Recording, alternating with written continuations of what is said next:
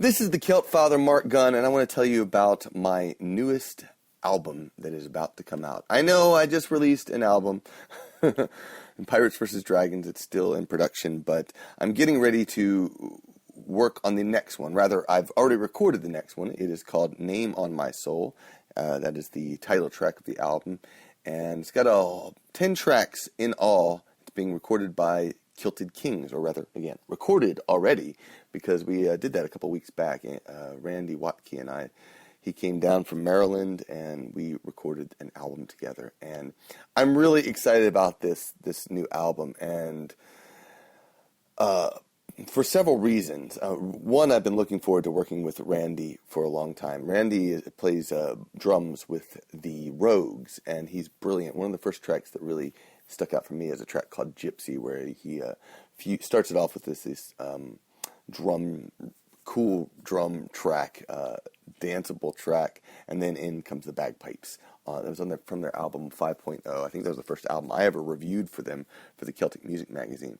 And it's a great track, and he's a fantastic drummer. And I didn't really realize it until I started how good he was until I started working with him last year, because he's got the production ideas in his head. He's good at envisioning how to make songs better, more dramatic, more exciting.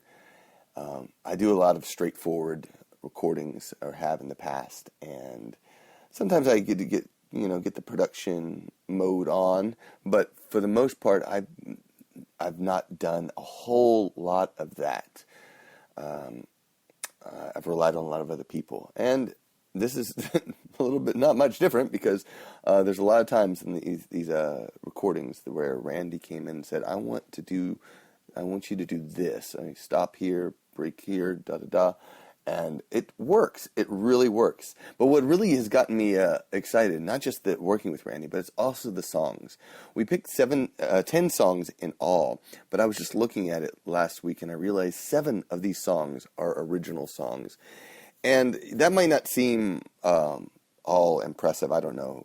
I looked through my catalog of music, and I do a lot of covers. I have 2 albums that I recorded with Ree Sheridan Rose, both of which I wrote mostly like the music for, but I didn't write the lyrics. And these are in my mind, some of my best songs that I've written lyrically, as well as melody. They've gathered a lot of attention since I wrote them and started sharing them, and so I'm really excited about getting this music out into the world. And so we decided we were going to kickstart this album, and I just released it a couple of days ago, very quietly. I'm hoping to send out a newsletter very soon that's going to share a little bit more.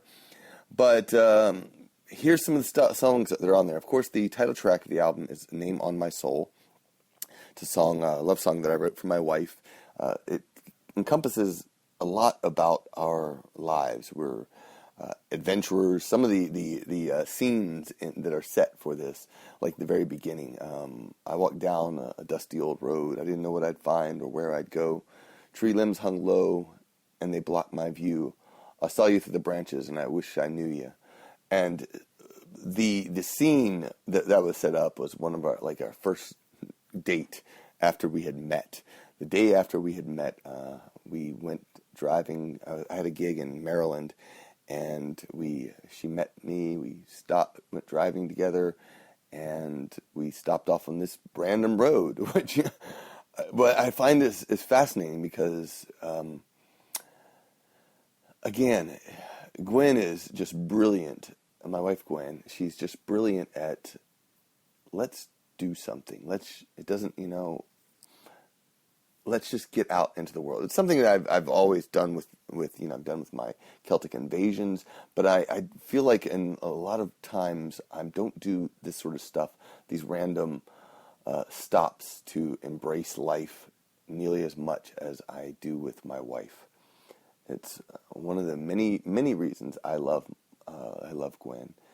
And I think about, like, when I travel, I go to Gen Con, and it's a 7-8 hour drive when I'm not having to turn around and get my CDs.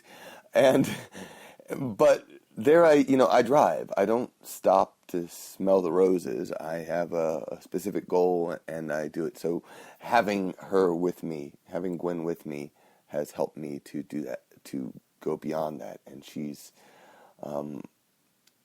it's been a huge part of my ability to experience life more rather than stare at my phone or watching another TV show, which, I love doing, but not nearly as much as I do just experiencing. That's how I've established my entire Celtic Invasion vacations, is that, hey, we have the freedom to stop at the side of the road and smell the roses, to take pictures or whatever, but in my own life, I don't do it nearly as much. She's got the adventurer soul, and I do too. And she truly has written her name on my soul. It's the reason I wrote the song for her. But it is an all original song, and I wrote it as sort of a jam song, a la, what's that band? The Saul Doctors. I was, again, imagining some of their music. They aren't so much a Celtic band as an Irish rock band, but they have some songs that just capture moments.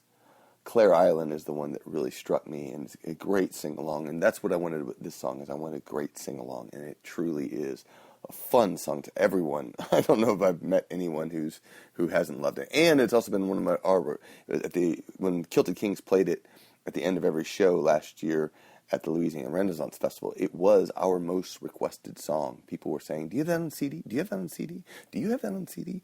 So at last, it is recorded. Now we just need to get it on CD. I think we're right now. I think we're about $1,500 away from our goal, and then it will be on CD. Yay!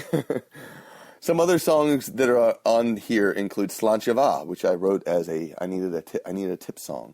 So I wrote this song to capture that idea. I need tips, but it's also more than that. It's a little bit of, as I call it at shows, Irish karma. You give a little and you get a lot. And I mean, that's something, if you heard the last episode when I was talking about, Jane. It ain't it's not about you, Jane. It's about what they need. And it's that same idea that is very important for giving. So, wonderful song. Again, it's great sing-along as well. Prettiest Hobbit I wrote that, and it was inspired by my youngest daughter, Nara. She was born, and I wanted to write a song for her, so I wrote this song. She was a tiny little thing, so I was like, well, let's write a song about hobbits. And I love hobbits, obviously. So, lo and behold, I started strumming it out, and came up with it's a great, fun, upbeat melody. Kenzie loves singing it too. She's also my other hobbit, and we need to get them to ALEP, a long-expected party in Kentucky sometime. But it's a fun song to sing. We often start the whole show with that song, and it's a great one. Again, interaction. They shout 1, 2, 3. I think is the in the chorus. It's fantastic. Purple Flower is another love song that I wrote for Gwen when I was missing her, and I was on my Celtic Invasion of Galway. I was walking through the field of this castle that we were staying out on Ross Lake, and there were some purple flowers out there. I had no clue what they were called, and so I decided to keep that. Some of the things that I put, like there's a wren on the wall, on the rock wall. Thorny gorse is all in bloom. These are things that I had no clue about. I think the wren, actually, I was like, what are some good, I went to Googling, what are some popular birds in Ireland? And I found the wren. Okay, that'll be my the type of gorse. We had the gorse in there because gorse is a very popular plant there. But the flower I decided to leave ambiguous because, number one, I couldn't. One reason is I couldn't. I don't know. I just didn't really want to actually find the flower. I felt it was unnecessary because that's a lot about life, anyways. You don't really know when you're walking down the road. Most of us, what particular plant that is when you're overseas and you see something. What is that? I have no clue. I knew what a gorse was because I've been going to Ireland every year for since 2007, or going to Europe at least. Going to one of the Celtic nations, let's say, since I also have been going to Europe since '85. But it was, that's the reason I picked that as the title of the song, and it's a beautiful love song.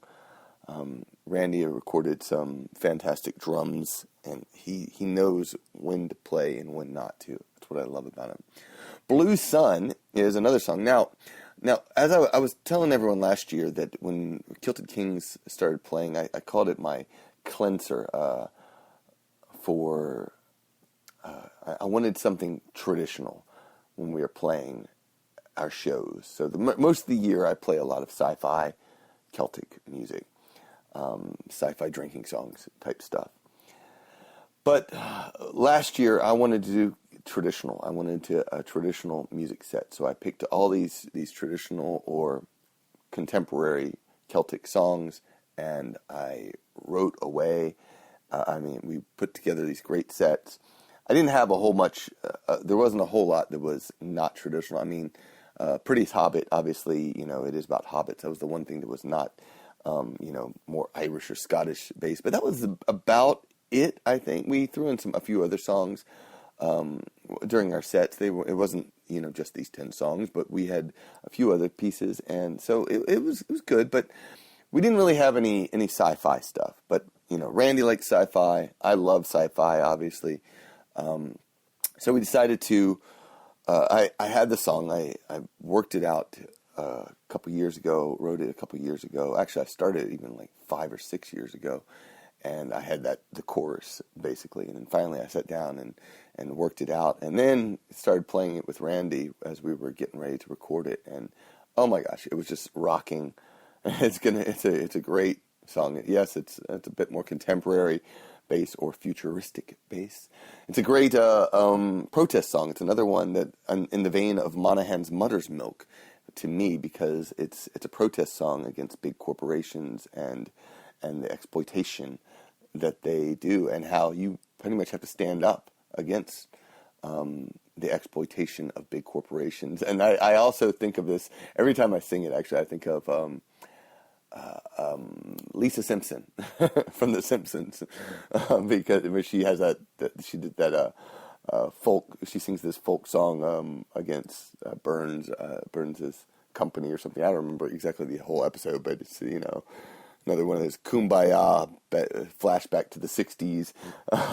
Let's sing a protest song against the big corporation, and that's sort of what Blue Sun was. But it's just got a great melody. It's I think the lyrics are good. That's one of the things I love about the writing, is writing these lyrics, these song lyrics that really capture. They capture a story, a moment, and it's amazing. It's amazing to hear. I'm really excited about that. Now, the other thing that I'm really excited about. Okay, so those the songs that I wrote. Did I get everything? Name of My Soul, Sláinte Pretty's Hobbit, Purple Flower, Blue Sun. However, I also wrote 2 tunes.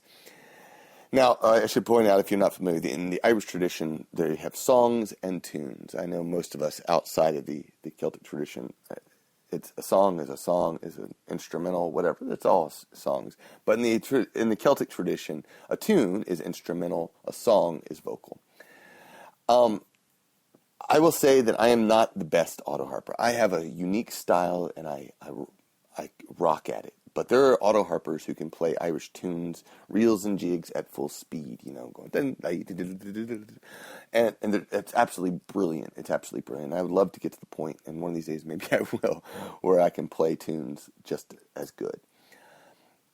That said, I also have a sort of a block. Since I can't play those melodies as easily, remembering the melodies is a lot more difficult for me.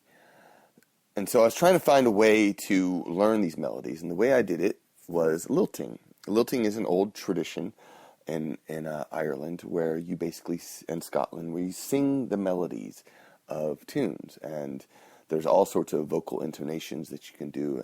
I've heard some really cool stuff. Guys who, and there's a guy, I can't remember his name, on one of these old folk albums done by, drawing a blank, Folkways. But he recorded these pipe tunes, bagpipe tunes, and of course, the way he vocalizes makes it sound like he's playing bagpipes, which is really awesome. Now, in Ireland, you would have fiddle masters, dance masters, who would come along and teach people Irish dance. And sometimes you can't necessarily play and dance, or because of the laws, the English laws that would prevent you from doing traditional music,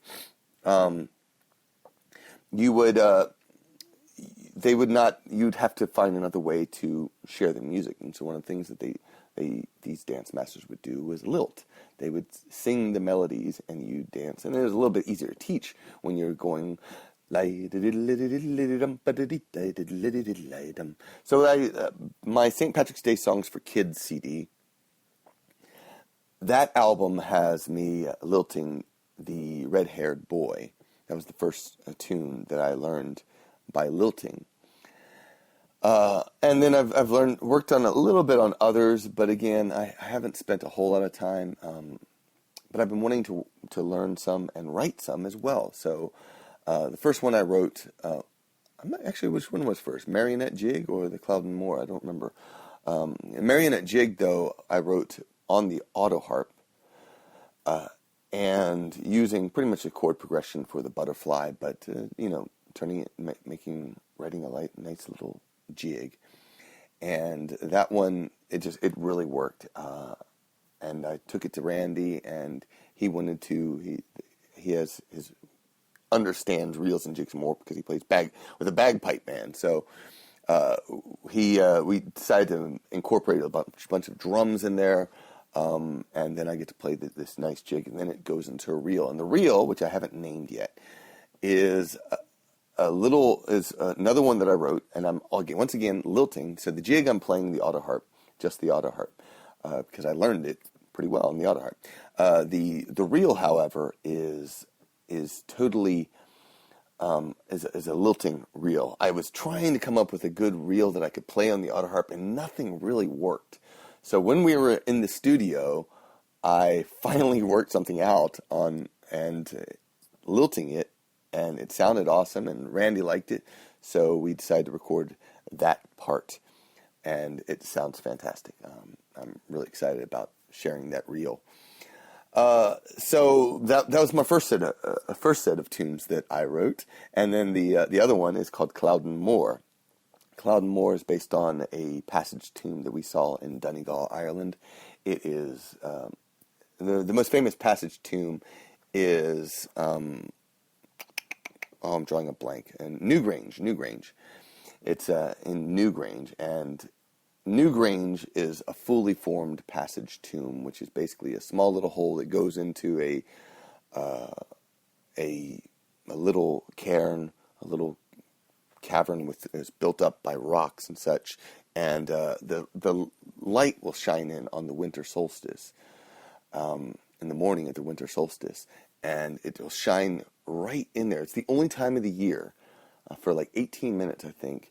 The light will shine into this passage tomb, and they have a lottery, actually, if you ever want to go be in there, and you can be there as the light for the first one time of the year, one day of the year, one morning of the year for 18 minutes, which is just mind-blowing. This room is illuminated by the sun, and it's incredible. It's incredible. Now, we went to a passage tomb called Cloud and Moor in Donegal, and it was nothing like that. It was really just some rocks that were in the same shape of the passage tomb, but there was no roof. But it had a beautiful view. There's a lot of mud. There's a lot of animal dung. But it was absolutely gorgeous and incredible. And I saw there, and I said, I want to write a tune, and I wrote that totally lilting. So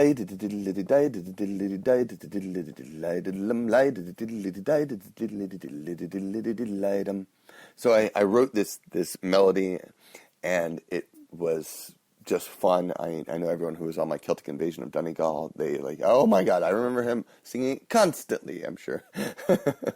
But I took it to Randy last year, and right before we started the fair, and we sat down and worked out a new arrangement where I basically play it on the auto harp, and then we go into this polka beat, which originally I was envisioning John Ryan's polka, but since I'm playing it on just the auto harp, you can't really pick it out, I don't think. You might now after hearing me talk about it, but I have it goes into this little polka, very short little bit, then the music stops and I start lilting, and it rocks. It's that perfect little break that gets people clapping and stomping their feet, because it just can totally rock when it's on. And I lose, I'm out of breath by the end of it, but man, is it worth it? It's a rocking set of tunes. So those are the tracks that I wrote on this album, and I don't know, I'm just giddy with the thought that I got to write all these amazing songs and tunes, and I get to have them on a CD, and with an incredible musician helping me form and define them better. And of course, since I'm playing with Randy, this album does have drums, percussion, something that's not been a huge part of my music. I have a few albums that have it on there, but in those particular instances, the drums are pretty low in the mix because, again, most of it's about the vocals, and that's still the case with this album. But it's a little bit different because, again, I'm playing with a drummer, and as Randy points out, the main thing is you divide up the music with drums and vocals. Those are the two main instruments in when you're doing mixing, and so there will be heavy drums that will be coming out through this mix, and it's simplified because he plays the doumbek and the bodhrán and a little bit. Oh, I'm drawing a blank on his other instrument, but there's another instrument he plays as well. But there's a little bit of other stuff, and it's really cool. It's just some great drumming, and we have something that sounds fantastic, and it's a little bit sounds more traditional than most of my other albums. However, I think it's going to have a whole new, like I call it a heroic Celtic world music with kilts, because it's got this energy, it's got the world beat, and it's it's not totally trad, but a lot more trad than some of the other stuff I have done. Of course, the other tracks on the album are "Ride On," which is a song I learned from Christy Moore. "Flower of Scotland," that's a song by Roy Williamson of the Corries, and "Wild Mountain Time." Francis McPeak, I believe, is who's credited with writing that song. It's basically on an old Scottish song called "The Braes of Balweather." So new recordings, "Wild Mountain Time" and "Flower of Scotland" I've recorded before. "Ride On" is brand new, but they all sound just fantastic. It's a whole new mix with what we have, what we offer, and I am psyched. I am really excited about this album. The album is now up on Kickstarter, and I hope you will actually get a chance to go check it out. I haven't posted any music because I haven't done any mixing yet. I've done one little mix, and I'll probably share something hopefully next week with the first mix of one of the tracks. That's my hope. The tough part is that I only have a limited amount of time before I can do much of anything, because I have little girls to take care of as well. So I have a lot of work. So I'm going to do my best to get some recordings out. The campaign closes, I think, on the 27th of September. So the goal is to hit $2,100, which we're coming along really well. I forget how close that is, but quarter of the way there, just about. So we're doing great so far. Now I'm trying to hit some stretch goals, which will help cover additional expenses that will be raised for this. But I am really hoping we can hit that stretch goal. That's my ideal.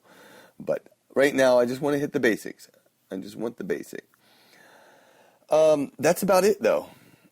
We got a lot of work to do to finish this up, and I want to get it done hopefully by the album mixed and mastered by the end of September, so that we can have the album out and get it to all the patrons. And by November, that's the ultimate goal.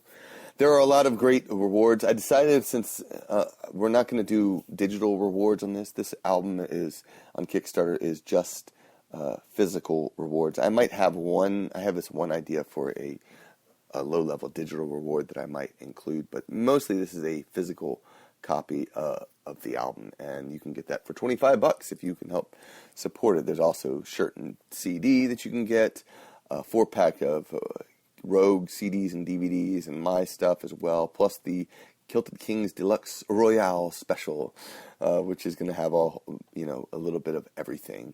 You can also get a Skype drum lesson with Randy, and of course you can become an executive producer. There's a lot of cool stuff. Go check out the video as well, and you can follow the Kickstarter at kiltedkings.com. If you have any questions or comments, I'd love to hear them. I would also love to know if you've heard any of these songs, what inspired you. If there's songs that you have found inspiring, let me know. Or if there's any Celts out there who've just inspired you, that'd be kind of cool to hear too. So send me a note. You can send it to, what am I using? marcgunn@gmail.com. marcgunn@gmail.com. Thank you so much for listening, and I look forward to talking to you again soon. Slacha.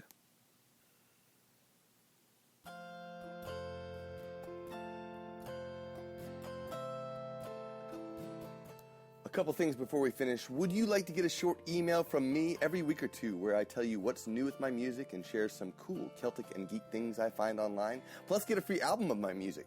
If you want to receive that, sign up at CelticTop5.com. Special thanks to all of my gun runners on Patreon who pledge just $1 or more per month to help me make a living as a musician. You'll get free music, early versions of songs and lyrics, behind-the-scenes podcasts, and a first look at new videos. Find all the details at marcgunn.net. And finally, The Celtfather was produced by Marc Gunn. If you enjoyed this episode, then please post a review on iTunes or your favorite podcatcher. Find complete show notes at celtfather.com.